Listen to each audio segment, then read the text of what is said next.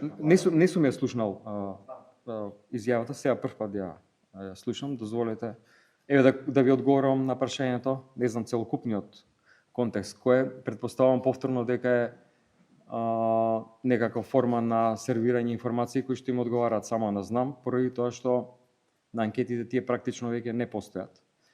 Станува збор за група на поранешни членови на Социјалдемократскиот сојуз, кои што за жал за своји собствени финансиски лични интереси ја разедини и ја поделија.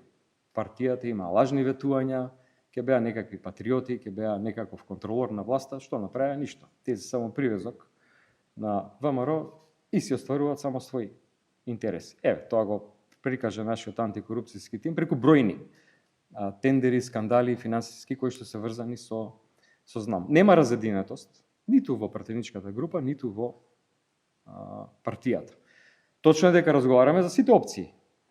Но за сега, еве повторно да кажам, ние ја напуштаме само работата во работната група за изборниот закон. Зошто? Поради тоа што новиот закон за влада, кој што се носи на овој начин, е нешто што значи сузбивање и на демократијата во земјата. Зошто? Поради тоа што не се созреани условите да се тргне техничката влада. Ако една влада, еден закон, техничка влада, бил донесен со консензус во 2016 година, вратена повторно на лично барање на Христијан Мицкоски од 2018 година. И јасно стои во законот дека тоа ќе биде така до влегување на држава во Европска унија. Се постава прашањето зошто им се брза сега? И зошто го менуваат на начин на кој што ги слабеат техничките министри? А укажуваме секојдневно дека начинот на кој што владат е еднаков на начинот на кој што се владееше во време на Никола Груевски.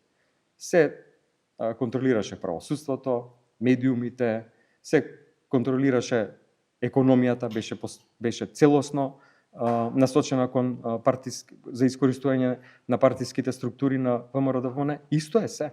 Целосна политизација, контрола на полицијата, нема гарант без техничка влада во форма како што е сега актуелна, донесена во 2016 тој закон за изборите и за 2020, односно повторно закон од 2018, тој е единствениот гарант дека во држава ќе има фер и демократски избори. А ние сме спремни да ги искористиме сите демократски методи за да се бориме против ова.